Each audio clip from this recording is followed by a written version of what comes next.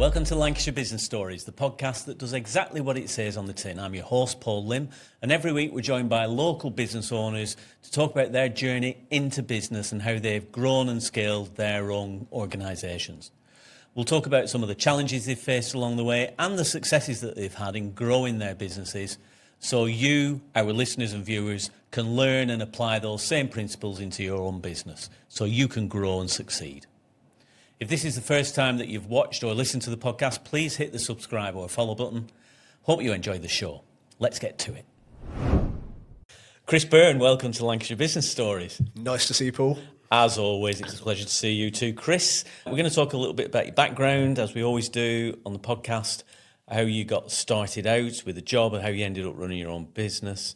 And we're going to talk, because you're an expert in your particular area, so we're going to see if we can give our viewers and listeners a few hints and tips around privacy and GDPR, and let's see where it goes, shall we? Indeed. How did you get started out? What was your first job? What was my first job way back when? I always had jobs. Parents were always very get out of the house and get a job from very early days. So I was doing paper rounds from the age of 10, working in shops or corner shops, pouring out rhubarb and custards into paper bags and that type of thing. And then I suppose my first proper foray was into retail. So it was probably Tesco, I would imagine. It was the old. It started stacking the shelves and migrated towards a till, and then got to learn codes for bananas and apples and all that exciting stuff. So I can still remember one of the codes, sadly, for one of the pieces of fruit, but I won't do that to embarrass Tesco. It's funny what we remember, isn't it? I remember my dad's first ever car registration number and the car that I passed my testing. And then subsequently wrote off for him. And I still remember the telephone conversation I had with him when I wrote it off. But I can't remember what I had for my dinner last night. So exactly. Yeah. Don't ask me what I did yesterday. Exactly. No. So Tesco, resale. Then graduated to the wonderful world of WHSmith, which has retrenched a little bit, sadly, from our high streets now.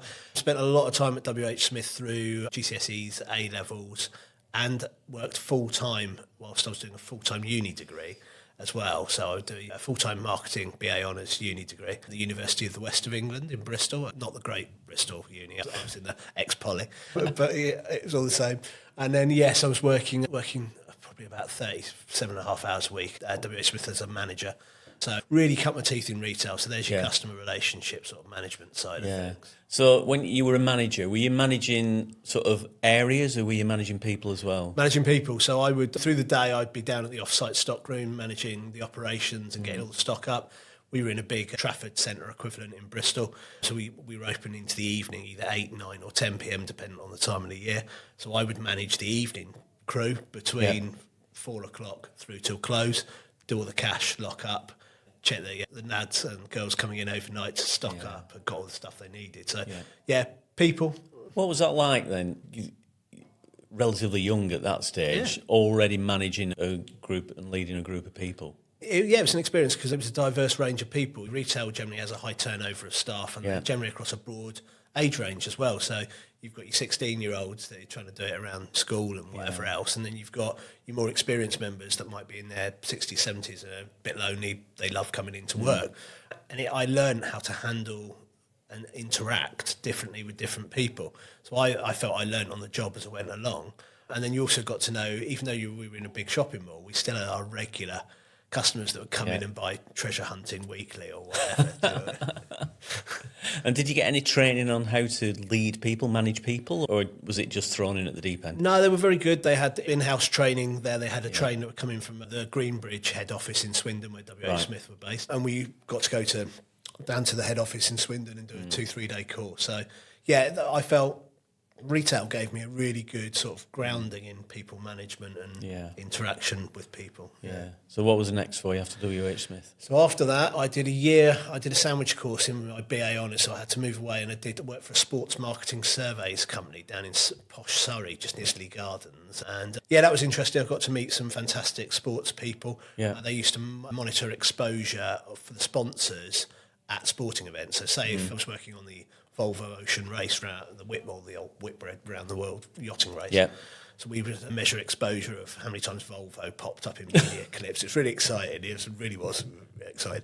But it was great. Again, I got introduced to lots of famous golf people. I met Colin Montgomery, David Duval, I met Nick Faldo, lots of people like that. We got to go to some of the port events. We went to Kiel in Germany to see the boats coming in to their final port and whatever, and do some research down there. So I was very lucky. The salary was non-existent, but it was a sandwich. Yeah, it's an adventure when you're young, isn't it? Yeah, of course it is. Yeah, yeah, pretty good. I remember going to watch the America's Cup. I was over in San Diego, and the America's Cup was running at the time, and that was absolutely stunning watching that. San Diego's lovely. Coronado Island. Yeah, it's yeah, fantastic. Yeah. Oh, it's amazing. I'm lucky. I've got friends over there. Oh, brilliant. Anyway, we digress. Yeah. It's all about you, not me. Yeah, exactly. So, marketing agency or Yes. marketing research. Market research. That was then graduated from uni. At the time, not having to go at Tony Blair, but it was the thing where the job wasn't there. So I went back into, it was sales. It was on the phone sales. So I went into a call centre environment, which was working for a company called Spandex.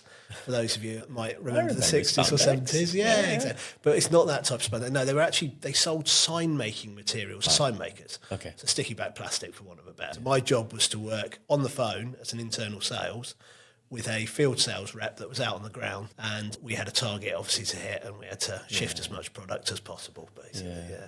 It's a fairly challenging environment to be in, that, isn't it? It was, yeah. Back then it was. We're talking sort of 2000 and when did I graduate? Yeah, about 2002, 2003. So that was interesting. So yeah, it was quite interesting times. Yeah.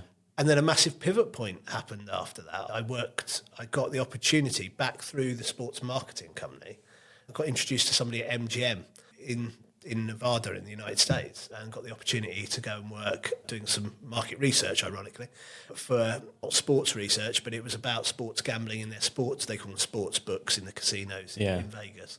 And it was about what games and things should we show to pull the punters in, for want of a better phrase. So I moved out to the Mojave Desert for 18 months. Amazing. And worked for MGM. Again, salary non-existent, but the experience of living in a shared house where there are MGM employees, pool in the back garden, 45-degree heat in the summer, which for someone that's well insulated for the British winter was a bit of a challenge, but hey. Our head office is over in Vegas, and I've been to Vegas a few times, not with work, just on pleasure trips. Yeah. Is it as, because we see I always say to people who go, there's two Vegases. There's a daytime Vegas and nighttime Vegas. Yep. And there's on the strip and off the strip. Yes. There's many different Vegases. I still go out there twice a year on average. So I've been going out there for 20 plus years now, twice a year. Is that pure holiday? Are you a mainly professional gambler? No, I do a little bit. I'm not a professional gambler. I'm professional in the terms that I keep letting them build new casinos. The house likes me coming out there. I'm not too sure my accountant likes me going out there that way. That's why I have to work for a living, Paul. But yeah, no, it's good to go out there. I've still got friends out there. So I stay a little bit on the strip, and then I'll go and stay with them, and we stay in the suburbs. So you get to see the sort of Vegas residential, which is vastly different in 2026. I'll get the year correct. I was chatting to somebody yesterday, and I said 2028. I don't know why I was wasting my life. But 2026, whereas when I was out there in the days of, they call them fanny packs in America, bum bags, we call them over here, and it was all coupons to get a buffet for $4.99 or whatever. Vegas isn't that anymore. Vegas is very high-end, spas, retreats, swanky. They want the rich couple. Yeah. Well, just look at the prices for an F1 ticket when you go out there. It's phenomenal. Whoa, silly amounts of money. Yeah, I can imagine. Yeah, I go out there quite a lot as well because obviously, as I said, I've got friends in San Diego. So it's only a 4-hour drive up from San Diego up to Vegas. It's so lovely, we'll good do drive. that trip sometime. I've done that drive many a time. I like San Diego anyway, but I digress. But so there was a couple of years out there. And I'll say this, my American friends will just laugh at this, so I can say it out loud because other opinions are available. I'll put a disclaimer in, is the fact that the Americans are great people, but I had to come home for my sanity at some point as well, right? So they living in and around Vegas for 2 years would do anybody's head in, I think. It was. I came back, and then it was back into field sales, or my start in field sales, really, I suppose. So, and that was probably the next, what are we talking now? Yeah, probably the next 10 to 13 years, 10, 12, 13 years. I'm just totting everything up. Various field sales jobs. Yeah. Some of them managing some people, so national sales. Some of them just managing an area or a budget or a turnover target. And they were working mainly for British manufacturers, again in the sign-making industry. And then the slight transition to where we are more modern today, and which we'll come on to, I'm sure, soon, was moving into working for a company actually on the edge of Barnsley, Hoylands Common. I'll give a shout out to Y-Bone Limited. I love funny sounding company names. That's who I work for. And Y-Bone Limited are a manufacturer of street and park bins, basically. Right. So when you're out and about and you need to put something in a bin, and you're in an open space park, or you're on the highway, or you're walking down a pavement on the side of a road, it'll be a Y-Bone British manufactured bin that will be there. It's funny, there's a lot of coincidences here, because I lived in Hoyland for a while. Did you really? Yeah, in the early, 1990 would have been. It's a long time ago. Moved to Barnsley. And then bought, I don't know what possessed me, but I bought a house in Hoyland. Wow, that's a choice. I know. Yeah, my abode, being a southerner, was being perched up on that hill in the Premier Inn in the centre of Barnsley when we stayed over for the sales meetings, and then out to Hoyland Common in the lovely industrial estate. But nice. It's lovely. Lovely place. Yeah, exactly. Yeah, M1 was too far away though, so it was all right. Yeah. So that was 12 or 13 years of 12, field 13 sales. years, yes. Then I got introduced to some good friends. I was living in Bristol at the time, who aptly ran a company called Bristol Storage Equipment. Yeah. So again, completely different. But again, if you remember Dexion, Yes. shelving and I do indeed. Yeah, indeed. They were a main distributor for Dexion, and it was mainly going into big warehouses, pallet racking, mezzanine floors, mesh partitioning, all that type of stuff. And then obviously it was more bespoke shelving and mobile moving shelving solutions for archive units. So of course you can now see where some of this retention periods, archiving, some of this knowledge, even though I was working as a sales guy for manufacturing or distributors, was coming in. So I'm a nosy bugger, so I got my nose into learning, why are you keeping all this stuff in big rolling stuff? Because we have to. Because we have to. And then when you see the cost of what they have to invest in to store this stuff, because it was before, like we're doing now, it wasn't digital back then. Yeah, interesting. I did, about 3 years for Bristol Storage Equipment, which sort of roughly takes us, if I've done my maths correctly, through to about 2016, 17. Underneath that, my dad, I was basically a full-time carer for my dad for from about 2012 onwards. He was an alcohol addict. He suffered from severe depression, very combustible. I had to get divorced from my mum. There was a lot of family tension. So I was doing this whilst holding down these full-time jobs. My sister couldn't deal with that and had to take, and she supported her in taking a step back. But again, it was a bit of a learning curve. I was probably I'm a North London boy. I come from a working class council estate, and I didn't really understand things. But I learned through that initial experience going back to retail, and WHSmith in particular, was don't judge a book by its cover, literally, find out the details. So I started learning about depression and how it can lead to addiction and the triggers of addiction and stuff like that. So when he was in and out of rehab and all that type of stuff, I went to every family session that you could go to. It was a bit of a drive, went down there, and it was awkward at times and it was emotionally pulling on the heartstrings, but he's your dad, this illness had taken over him. Unfortunately, he committed suicide in 2017. So in 2017, that was a trigger point for me didn't come into much money through him. He didn't have much, but he was a working class guy that worked for British Aerospace and Airbus and in Bristol and Stevenage, where he came from in Hertfordshire.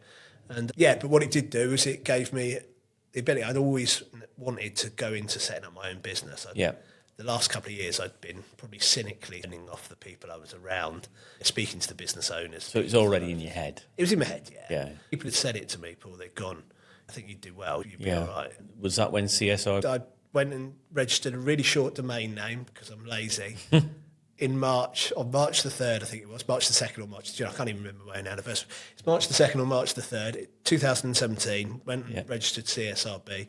So I thought, nice and short, chris.byrne@csrb.co.uk. There, I've plugged the email address already.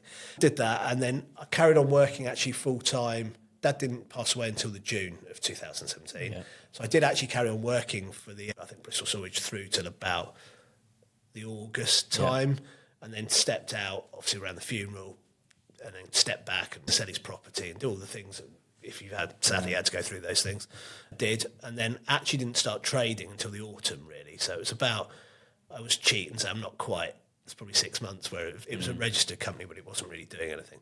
So I've been a company owner in proper sense of the word since probably 9 years. October, 2017. 9 years. But at the same time, because we set this business up in 2017 as well. There you go. There you go. What a year. Yeah, what a year. So how have things changed since you first started out? Oh, massive change. For me, learning curve, being around, having to be around the right people. It took me, I'm not going to say I made a lot of mistakes in the early years of setting up a business. I don't have children myself, but people have often compared it to bringing up children. Yes, you can buy books. Yes, you can listen to other people's experiences. But ultimately, you have to find a way, still with the right support, but you still have to find your own way. And I was a bit of a jack of all trades. I went proper Del Boy in the early years of CSRB. CSRB, when it started, was nothing to do with data protection at all. Nothing at all. How did it start off then? What were you doing? It started off actually being a reseller for document shredding and storage. So I'd learnt that through the archive storage bit, done a bit of reading around it. I'd also worked out in 2016 and 17, because obviously we were in the EU then and we were working with our European partners to get this great thing called GDPR together that would make it easier for us all to pass personal data across the European Union. Little did we know about another acronym that came along without taking this down a political route, good old Brexit. So, of course, learned a little bit about that, and a large part of that was about confidential document management, retention periods, secure destruction of documents, both electronic and physical. And I thought, what can I do? Okay. So I went out, spoke to a load of contractors that could either store in big secure units, or they could digitally scan, so they've got big scanning equipment, or they could come to your premises and take a bag of paperwork and shred it and give you a certificate, pretty much. So it was more about the problem that you were solving for the client rather than the physical sort of attributes of shredding or reselling document management or whatever. It was what the problems you're trying to solve for a client.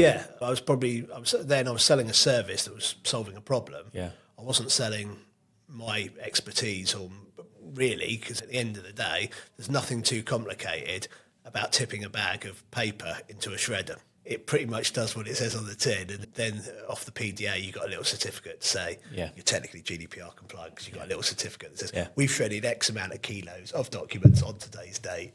There you go, Paul. Here's your certificate. Put it in your filing cabinet. Creating more paperwork, ironically.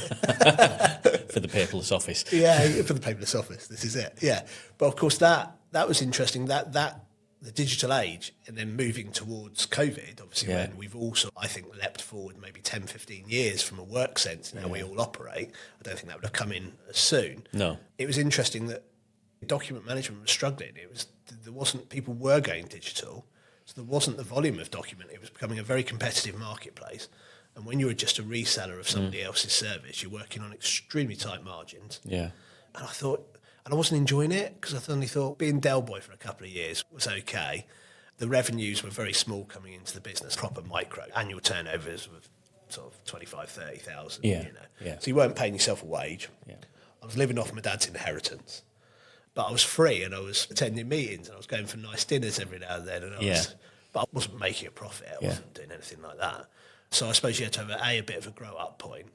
But what I will say is, going back to that sort of period, that first sort of 18 months, I didn't have any support, and I didn't have any support through my choice, being naive, thinking I can have a crack at it myself. And then obviously I started understanding that I can't do this on my own. I think sometimes a lot of people and I was the same when I first started out as a business owner.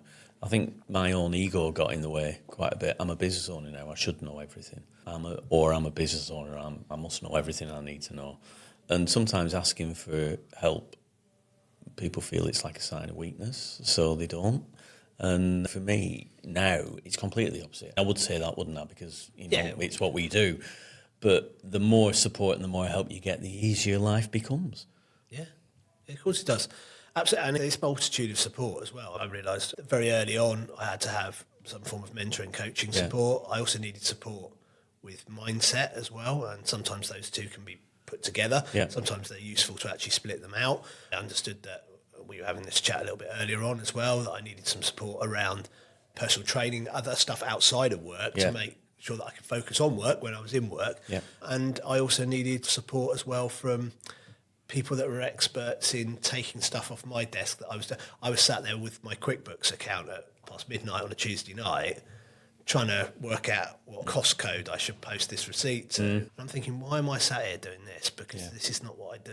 No, and it's the two biggest challenges for business owners just setting out. Number one is, why should I pay somebody else to do it when I can do it myself? Exactly. Especially when you are in a position where you're not really earning that much money, you're not even paying yourself a salary, and nobody can do it better than I can.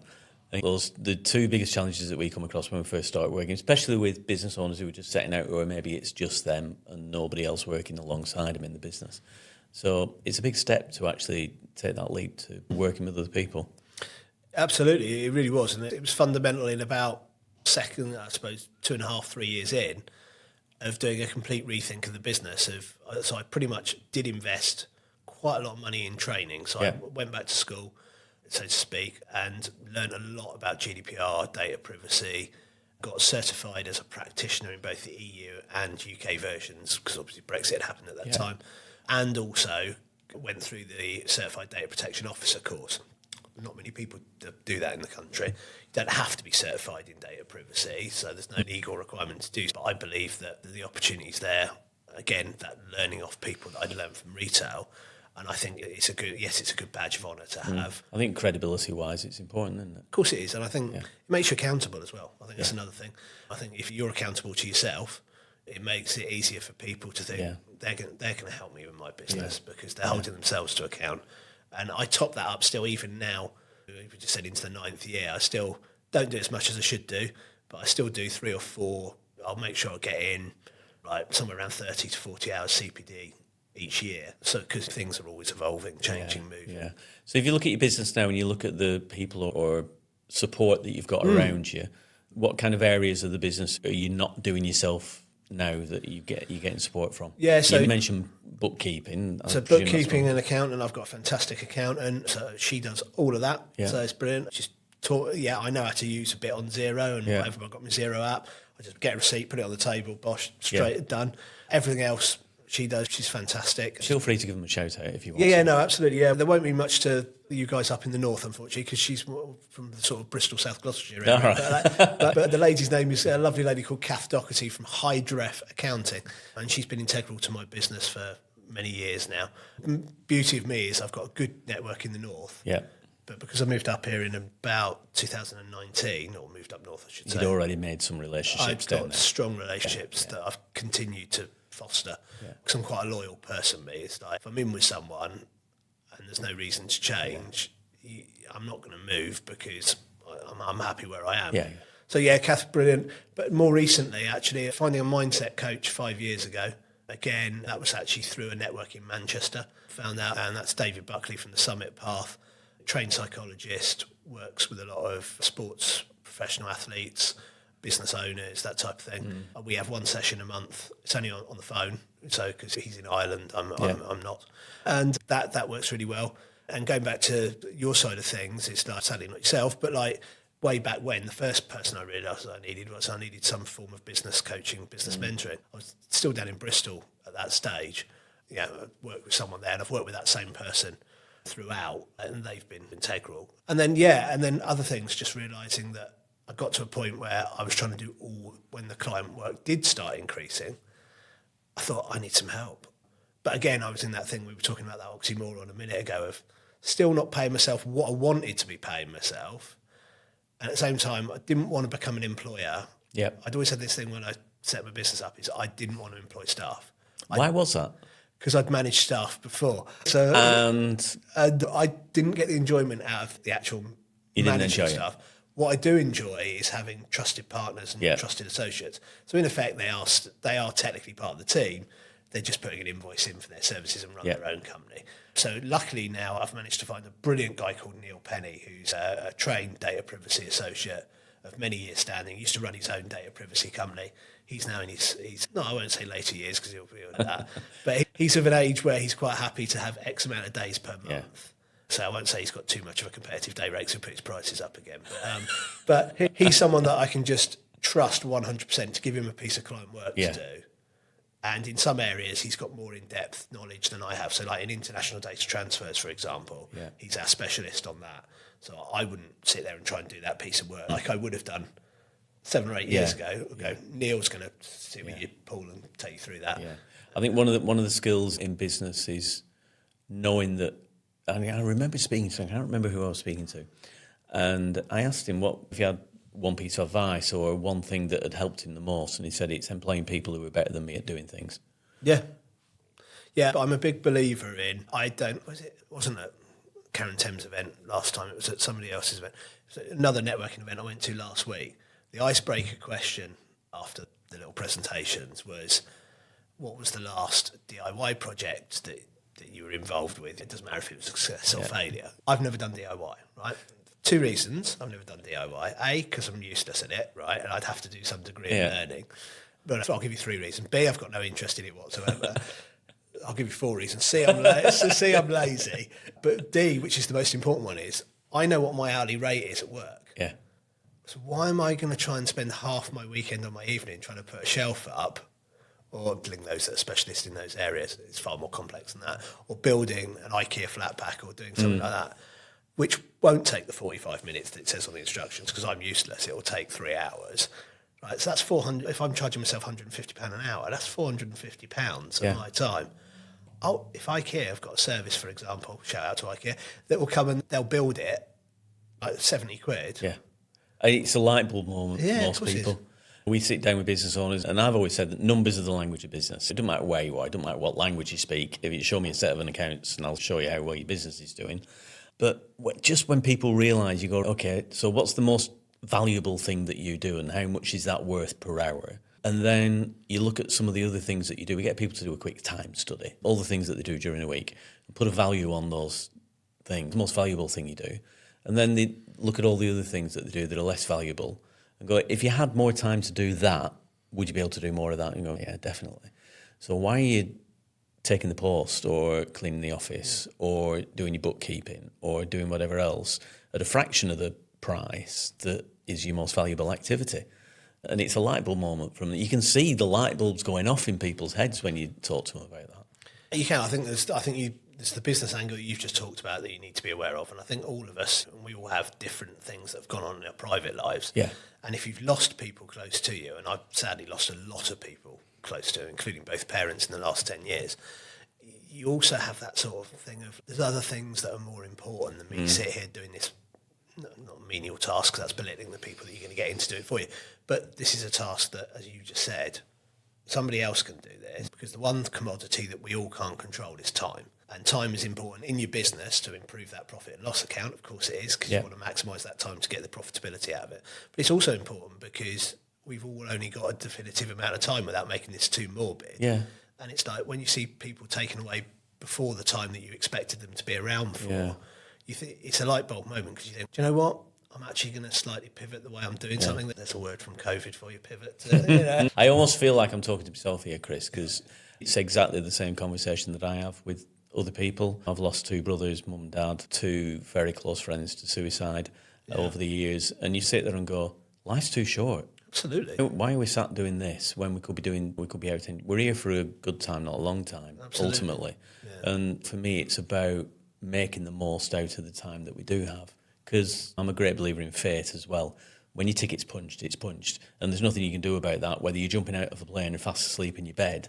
When it's your time, you're going to come and go. So make the most of it. And if that means getting somebody else to do some of the menial stuff, call it menial, it's not menial. No, but some of the stuff that you can pay somebody else to do at less money than it costs you to do the valuable stuff that you want to do, whether that's valuable work or valuable leisure time, then make sure you do it. Yeah, absolutely. You're listening in. Life's too short. Life's too short. Life's too short. So just talking about leisure for a minute. Yes. There is one thing that we haven't touched on yet. Yeah. And another activity that is an income generator for you as well as a passion. How did you get started in comedy? Okay, yes, that was my dad was.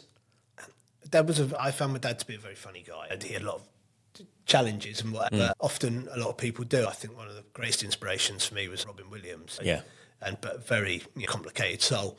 Most comedians probably are, to be fair, because we have to look at, and I'm not putting myself in that bracket, so I'm removing myself from that bracket, but I think comedians have to look at life in ways that the rest of us don't generally look at life. So I think some of the funniest moments come from some of the darkest times. They do, yeah. And if you look at some comedians in particular, I think have a different stage persona to the real life a lot of the time as well. They do. I often say of one or two of my friends who are no longer with us that they were the brightest stars, the brightest lights in the room, but they cast the biggest shadows. Yeah, they do, and it's a tough thing to do. And I think going back to I watched with that, and he not made us, but back in the day when we only had the one telly and whatever, because I was 1980 born. He put us, my mum put me and my sister through, if you want to call it punishment. We watched all of the old sitcoms from the 60s and 70s, so we did do everything from.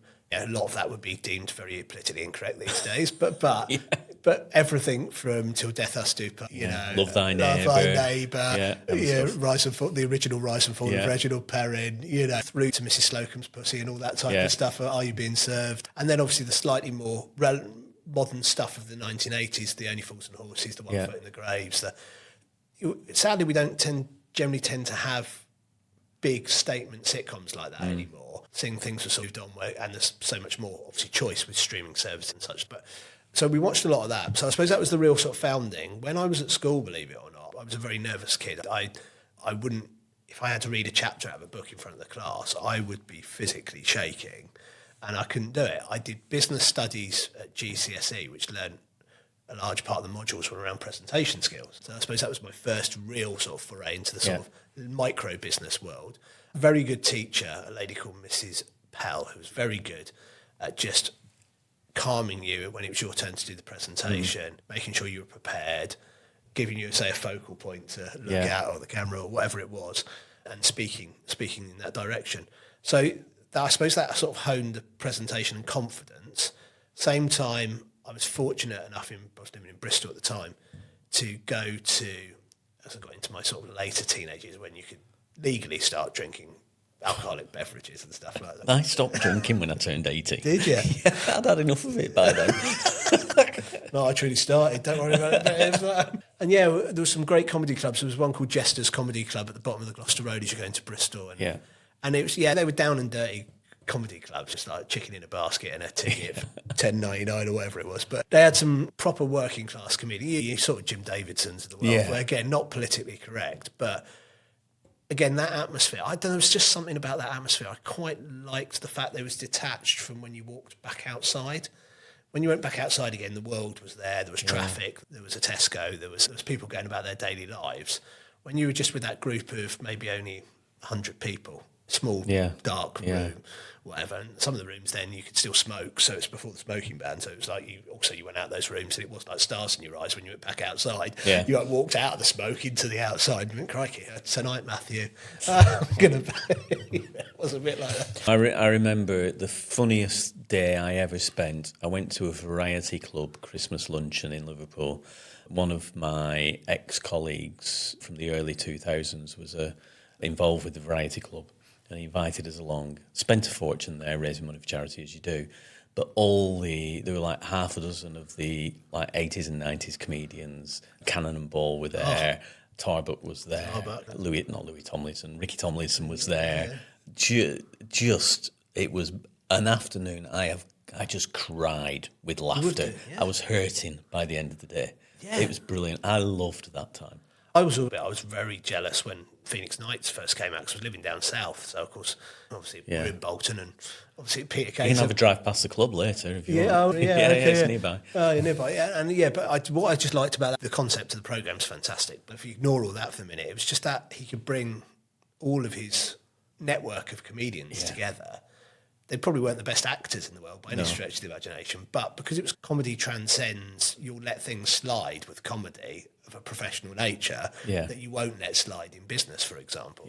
So I quite liked, I suppose, bringing it back to a business level. I liked the sort of comparison when I first went into the working world after uni, so those early jobs. And I think that call centre job as well.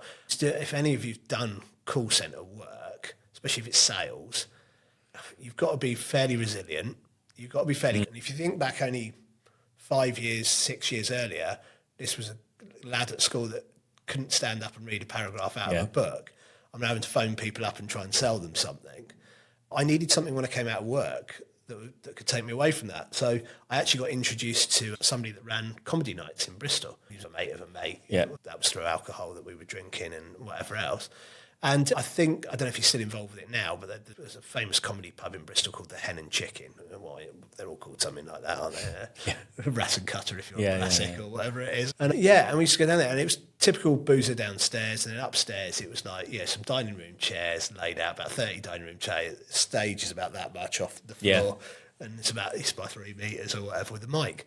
And he said, "Do you want to? We have 3 comedians and a compere," and they did this on a Thursday and a Friday night. And he said, "Do you want to? I can't give you the 2 decent slots, but if you want to come on and be the poor comedian," he said well, you get 5 minutes. And trust me, 5 minutes is more than enough time to fall on your back in comedy. So you get 5 minutes, he said, it's reasonable. He said, it's 60 quid, cash in hand. Yeah. So hopefully nobody from the Inland Revenue's listening it. He said like that. We don't get those sort of people on our podcast.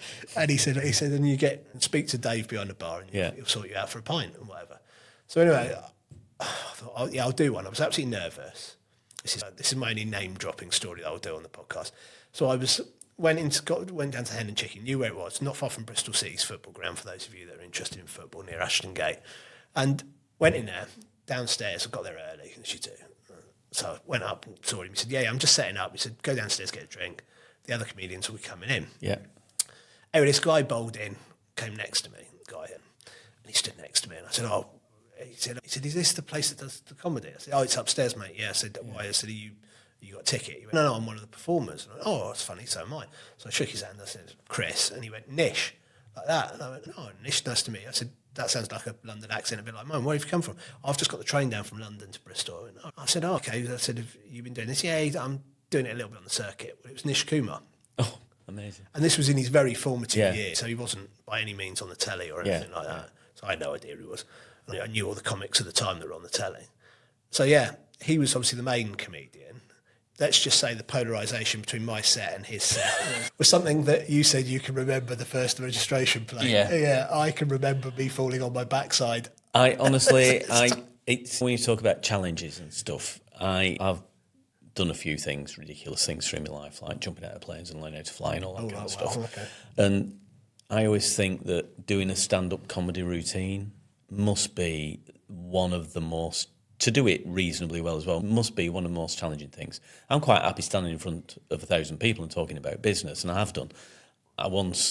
Somebody invited me to an open mic night because I play a bit of guitar, and I had never been more nervous in my life than standing there with a guitar around my neck and a microphone in front of me and having 15 people sat in front of me judging me on whether I could sing and play guitar, which I can't very well.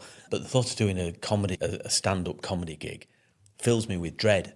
Yeah. And I know I'm going to end up doing it one day, doing a course and doing it one day.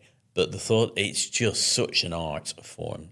It absolutely is. I don't do so much of it now. I do comparing of some business events. I do comparing of, although bizarrely I did get asked to do, the only other comedy set I've been asked to do fairly recently was I got asked to do a comedy set at one of my mates' weddings. And I said to him, "Are you sure you want a comedy set done at your wedding reception?" That does seem a bit of a stretch. But, risky. And I suppose another little quick story there. It was like he promised me. I said, "What time do you want me to come on?" He went, "Well," he said, "most of the kids." I went, "Kids?"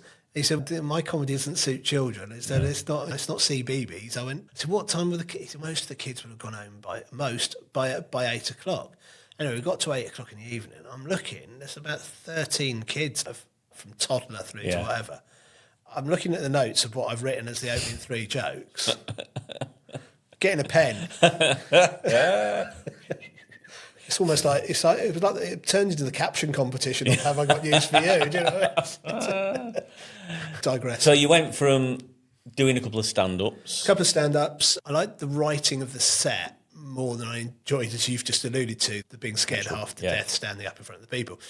So in the end, I've become more of a writer than front of house. So I still do a bit of comparing gigs, some of it paid, some for charities.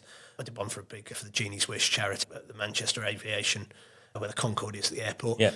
Compared there with the host, with the founder of the charity, and that was good to do that. And I did that free of charge for the charity. But I don't do too much of those now. But I enjoyed the writing, and in particular in sitcoms, going back to my dad and mum forcing me to watch all those wonderful characters that were portrayed by such talented actors. John Inman, he only did one thing throughout his whole life, but he did it. It's all he needed. It's all he needed to do. The character was fantastic. I think sometimes people just have funny bones, though, don't they? They do. I know a guy, and he did a little comedy set, and he started, for the first 2 minutes, all he did was just stand. Yeah. He just stood there in front of the microphone, looking at the audience, and everybody was in stitches, and he didn't say a word. He just stood there, looking at people, and everybody was crying with laughter. And it's just some people have got funny bones. If I stood up and did that, they'd be chucking stuff at me. God, yeah. Some of the simplest things, a couple of tips for those that don't know comedy, because I did go and do a course in it, is also silence and the right pausing. Right? So actually silence can be funny if you've got the right facial expression, which I sadly don't. But a great comedian, who's a northern comedian from the Liverpool area, Mick Miller, he did the Royal Variety performance, the one we've just had. And he's brilliant. He walked on the stage. Of course, they were all clapping in the Royal Albert Hall. They're all suited and booted up because obviously we've got, I think, William and Kate were there.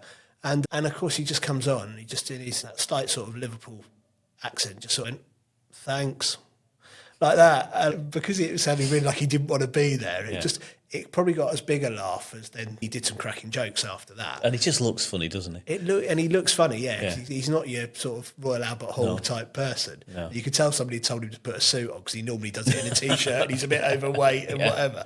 But so things like that, I've always found the portrayal of comedians, because you have to look at them on stage. It's not like you're going to watch a West End show or something where there's great props and scenery around you. Invariably, it's a bit like when you go and you say you play the guitar. If you go and listen to a band, I'm not talking about the big productions where you're going and watching established bands in stadiums and whatever. They'll have a bit of set and there'll be some tellies and whatever else. If you just go and see a tribute band, or you're going to see a local band in a community hall or something, you're there to listen to the music. Yeah, you'll stare at them because they'll be on stage, but there won't be any razzmatazz going on around them. No. And I've always found how they position themselves and that type of thing. So I started writing character profiles. So part of my going to business networking, for those of you that know me, I'm complete voyeur. But if I do use you, you will get a pseudonym name, taking it back to GDPR. So don't worry about that. If you ever write about me, just tell me. I'll let you know. Just tell me, and then I can look at them You'll on the telly. You'll get a check, Paul. If I write, definitely, or whatever I've decided to call you at that point. So you've started writing in television? For television, we've done a few bits for television. So we're part of a team of 7 or 8 writers. Yeah. We generally get the writer of the sitcom. They'll have a concept. So they'll give us a broad outline of what it's going to be based. There might be, say, 6 central characters to it. And they'll say, can you write? We'll probably write, say the 6, let's do the massive, it's 5. We'll probably say of 5, we'll go and write anything up to 50 character profiles between the 8 of us. So we'll take one each or something like that, and then the others will be the critique or something like that. And then we'll go and we'll write those profiles, but we know that a lot of them will get dismissed out of hand straight away. It's a cutthroat world, the old television world. So we'll write maybe 10 for each of those five profiles. And what will normally happen then is if ours gets accepted, because they'll have gone out to multiple teams of writers, it'll probably be a mishmash of 4 or 5 of the 10 that we've drafted. And all we do is we build the persona of the character. Yeah. So we will look at things like how they're going to look. Yeah. Where are they based on a farm, or are they based in a warehouse, or are they based in an office? That type of thing. So it's going back to Phoenix Nights, like when Peter Kay was writing that, and he'd have Max and Paddy being bouncers in one thing, helping out with the variety performance in another thing.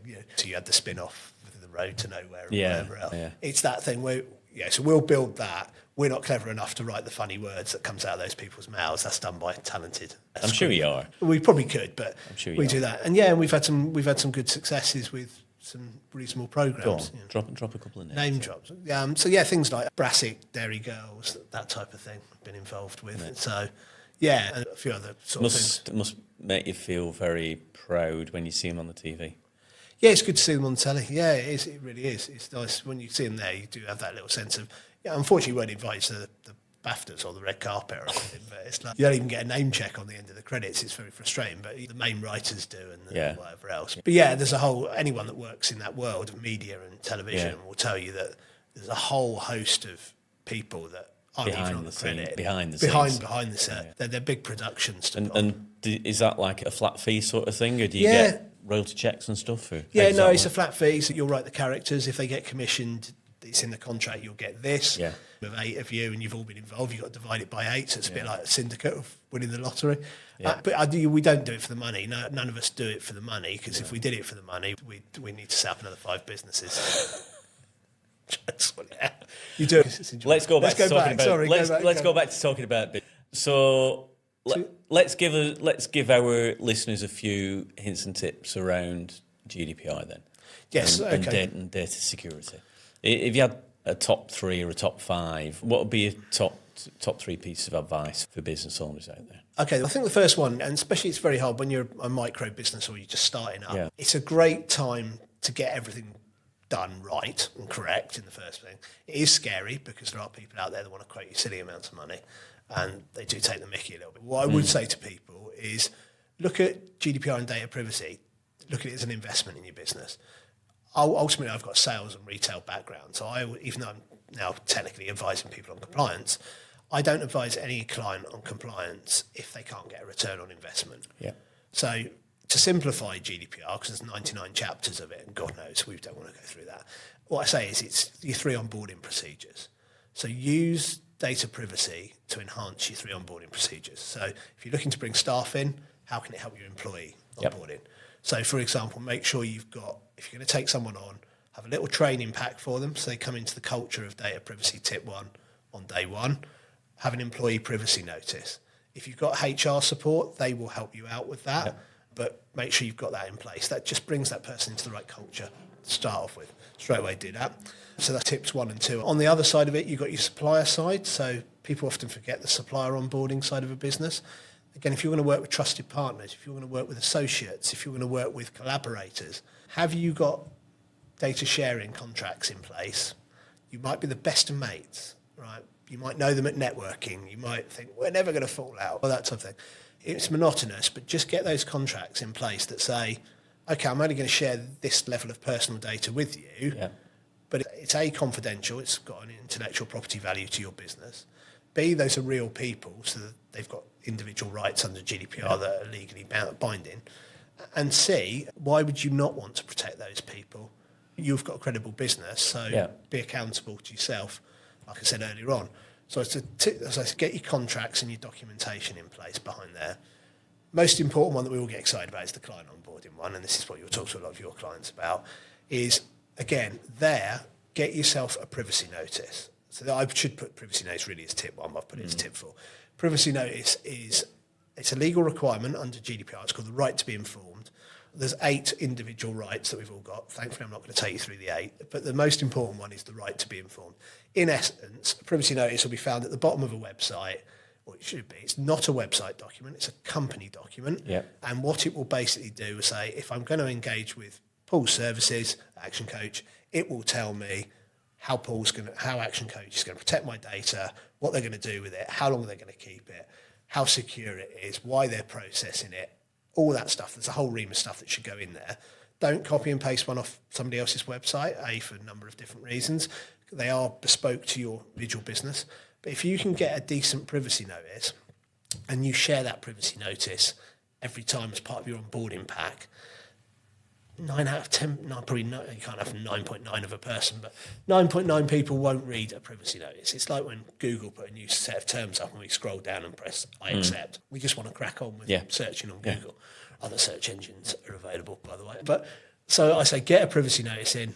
That'll give you credibility. Register yourself with the Information Commissioner's Office. It is a tax that you have to pay, but it's one of the better taxes in my opinion. I think our business pays 35, 40 quid a year, something like that. They've just put it up. I think it's 52 quid or 5 quid off if you pay by direct debit. We get a reminder that it's going out and it goes out and that's it. Yeah, and people say, why? I say, it's a legal requirement to do it if you process personal data. People, I don't process personal data. I said, yes, you do. How did you set this meeting up with me? Sent me an email address. You sent me an email, didn't you? My name's in the email address. Your name's in the email address. So we are processing personal data. So I'd say do that. So get yourself a privacy notice, get registered with the regulator. There's a fantastic SME hub on the ICO website, the Information Commissioner's Office. You don't have to come to people like us. Go there. There's lots of great templates to start things looking at a privacy notice. You can fill in some of the gaps and get a professional to oversee it, Yeah. advise on what you should be doing. And I think the last one is make sure in your head that you look at data privacy as an enhancement to your business rather than it stopping you from growing your business. Yeah. If I had a quid for every time over the last sort of 6 or 7 years when I started being a more sort of consultant-led business, people went, oh, GDPR stops me from doing this. And I went, that's because you, and other opinions are available, I'll put a disclaimer in here. That's probably because you've spoke to someone that's gone, can't do that because of GDPR, who's had absolutely no training in GDPR. They've said that sentence because they've got a little script that they've been told to say. Yeah. And I have taken people to the cleaners, including big banks, which we won't name for libel reasons, and whatever else, where the staff member's gone, can't do that because of GDPR. And I've gone, okay, do you know, this sounds really arrogant, Snip, but do you know who you're talking to? You're talking to a certified data protection officer. Shall we have a chat? This is being recorded, isn't it? I think a lot of businesses have become very risk averse, and if they're not sure, then the best course of action for them to take is to say, I can't do that, because they don't know, they've not got the right information and they can't move forward. If you have got the right information, it's an enabler, not a disabler, I think. Of course it is, yeah. It should be there. You should be using data privacy laws to retain the clients that you want to retain, get rid of the ones that you don't want to retain. There's other ways you can do that. Yeah. But also demonstrate to that prospect list, I'm not going to lie to you here and say that getting your privacy notice looking funky is going to be 50% of converting that client, but it might be 5%. Yeah. And because people do, especially the larger clients, will do their due diligence checks. So why register with the Information Commissioner's Office? Yeah, it gives you access to a whole host of things and whatever, but there's something called the Open Register of Fee Payers. It's not the most exciting thing to go and look, but I can go on there and put you in and search, and I can come up, it'll show me your registration certificate, it'll show me how long you've paid it for, when you renewed, and it's just the same thing as if you go and get a credit check done on someone from the financial side, or you go and ask for some testimonials from existing clients. You'd go and do that without thinking about it, but you wouldn't go and check whether that person looks after your personal data when you engage with them. And data these days, because we're in the electronic world, is so much more, I think, more important to manage. Data is power. Yeah, it is. Data is power, and if you look at how things are going with AI nowadays, absolutely, the more data that's out there, the more powerful it becomes. And I often look at things and I go, number one, you look at the number of emails I get, and how the hell did they get my email address? So they've either scraped it, or you've given your email address and registered somewhere for something, haven't checked a box or have checked a box, and that email gets proliferated out to various different establishments, and you start getting dozens of emails. So you're constantly looking for the unsubscribe button at the bottom, if there is one. It's amazing how often those unsubscribe buttons are really tiny at the bottom of the emails. They are very small. Or they make you jump through hoops to unsubscribe. And the frustration is that those ones, I won't take you through all of it now, but it's like a lot of them are still, believe it or not, are still compliant. Yeah. Me and you might not think they are, but they are still compliant. And I say to people, because consent is interesting with direct marketing, is that people will sometimes market to you if they think they've got a legitimate interest. Now, this is always interesting, because I always go, it might be your legitimate interest to market to me, but it's not in my legitimate interest. And legitimate interest should be there to protect the person that's being marketed to, not a concept of what the person that's doing the selling thinks is legitimate interest. So what they'll do is, what it used to say is that consent, they can carry on direct marketing to you until me and you find that unsubscribe button and click it. Once they've done that, they've got 30 days to enact that, so that you might still get some stragglers immediately afterwards. But then there should be an opt-out list that you drop onto, and you shouldn't receive anything else. But it becomes more complicated, because sometimes you might be engaging with one of those businesses, you might have a contract in place for a product or service, but you don't necessarily want all of their newsletters and whatever. That's called the right to restrict processing, which is one of your other 8 rights. So it is slightly different, right to object on direct. And some of them are a little bit more advanced, and they'll give you options. You go to the unsubscribe button, it'll say, what do you want to unsubscribe from? Everything, or just this and this or whatever, which is great. I don't mind going through that. As a business person, you know that people need to market their products and services, but I want to do it in the right way for the right people. And the other thing that I was thinking about is just the amount of data that I've got on, and where that data is actually stored and where it goes. I've got a desktop computer that's connected to our CRM system that's in the cloud somewhere. And then I've got a laptop that's connected to the same systems. I've got, and occasionally I'll download something onto the laptop, so I've got local files. I've got an iPad, and I've got a phone. Yep. And all of that, even you think about it, behind me is a TV screen that's connected to a laptop here. Sometimes if I'm talking to somebody about something, I might put something up on the big screen here. There's people walking past the window that can see that big screen. And so you've got to be careful about what you're showing to people anywhere and everywhere, and how protected all your devices are as well. Yeah, you do, absolutely. The three other quick fire tips I'd say, picking up on some of the things you've said there.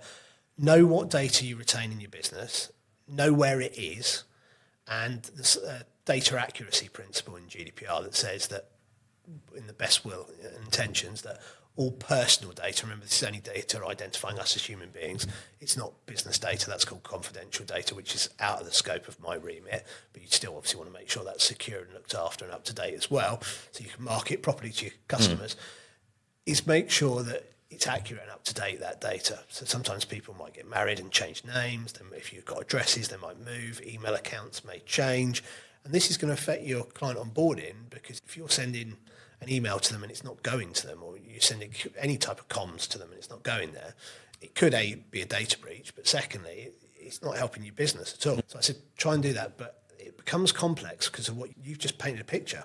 I would say to people, data map your business. Just get a piece of paper. It doesn't matter if you can't draw, just literally get a data, and even if you just write what you've just done there, laptop, phone, whatever, put some arrows connecting them. What you'll see is a visual image of your business. And if I update something on my laptop, does it update it on my phone? Does it update it on my iPad?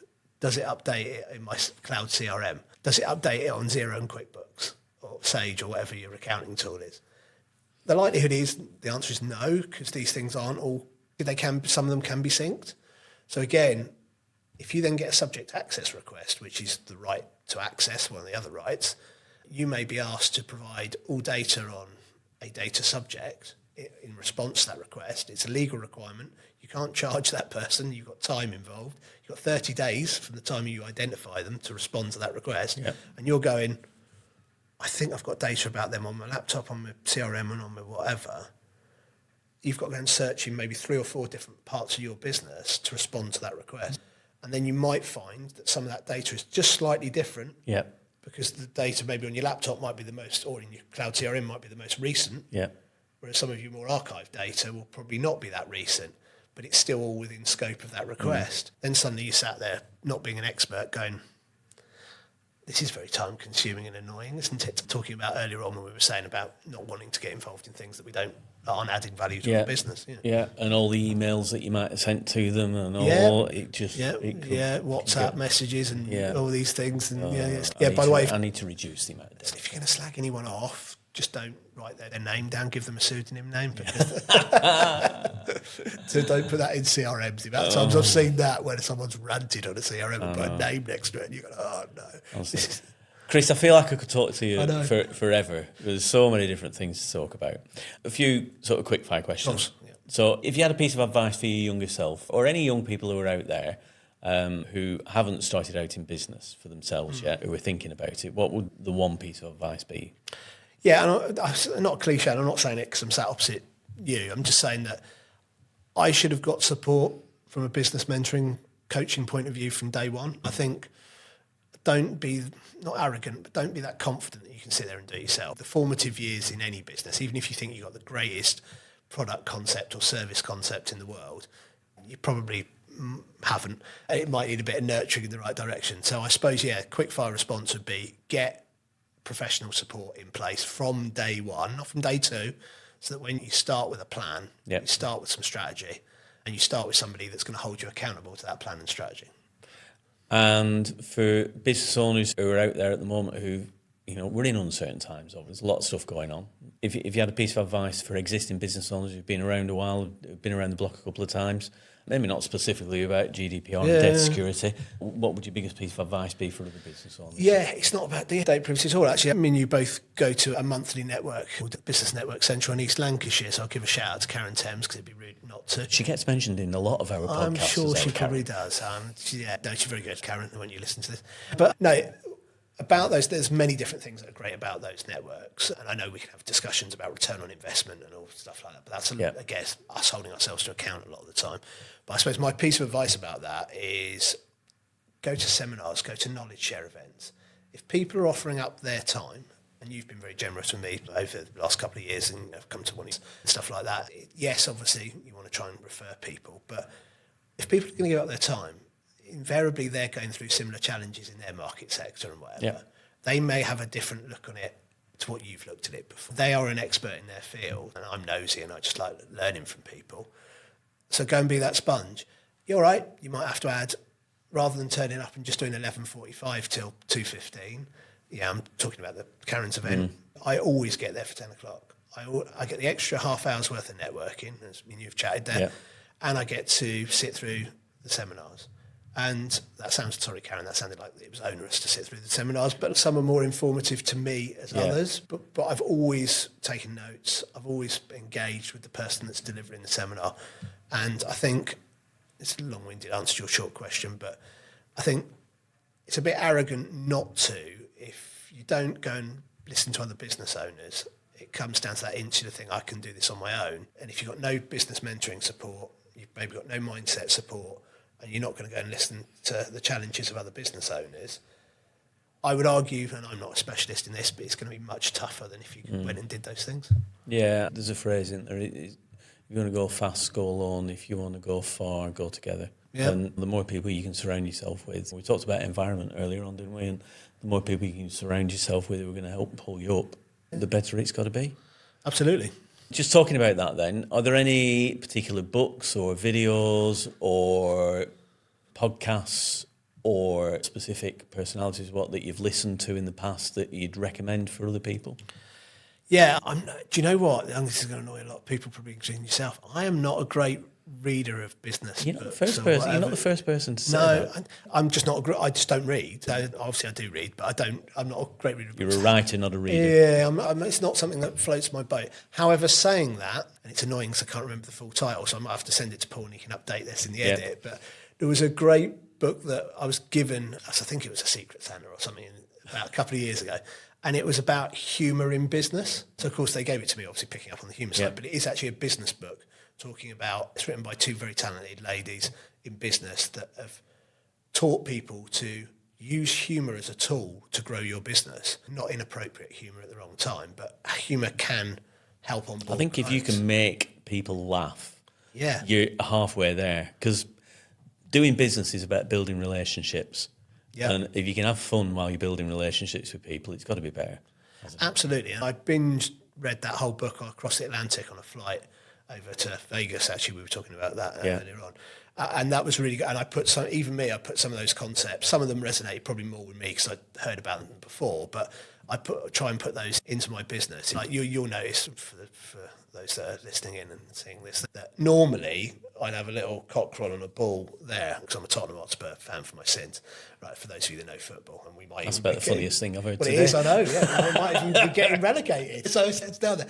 But the reason I have that on there, it's not just because I'm a proud supporter of it. And I'll support us whether we're in this division or that division. It's the fact that it's a talking point when I go somewhere. Yeah. And invariably, I've never not had anyone stare in and go and start and go, oh, you're and okay, I do it deliberately. I could choose to put any top on that morning. I haven't. We have a little A, it's the action coach. Action coach, yeah. And it's a little silver A that I stick on my lapel. And the number of people who've looked at it and gone, what's that? Are you an Avengers fan or something? Avengers. It's always a great talking point.